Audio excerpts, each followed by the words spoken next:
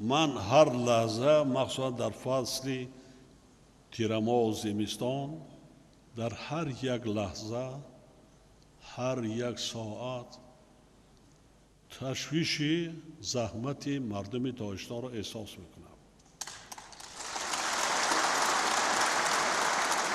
همین را گفتنی هستم که شاید این زمستان های آخری باشد که ما شما پس سر میکنیم.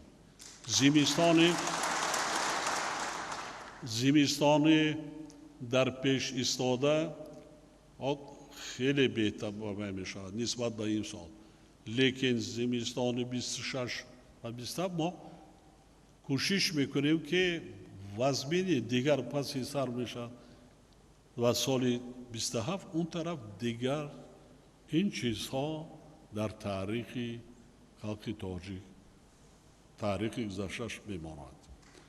ما این دشواری ها را می‌داریم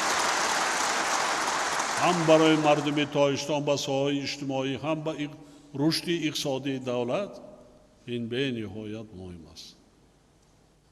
تاجیکستان ما دولت را پیش برده، ما نه گاز داریم نه نفت داریم، سطحی نیست.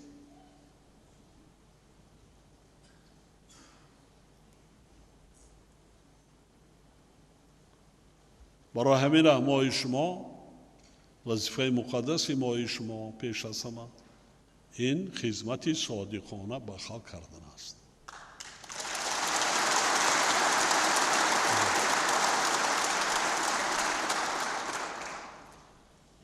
بنابراین سروزیر مملکت، معاون سروزیر سرپرستی ساحه، وزیر انرژی و ذخیره آب، دیگر وزارت اداره داخلدار، رهبران جمعیت سهامی نیروی برقی آبی راغون، شرکت‌های ساحه و مرکزهای تطبیق لایحه‌ها، عموما همه ساختمان‌های نیروی برقی آبی راغون وظیفه دارند که دایر به تطبیق سری وقتی لایحه‌های سرمایه‌گذاری دولتی ساحه از جمله لایحه‌ها در سمت پس کردن تلفات برق تدبیرهای مؤثرانه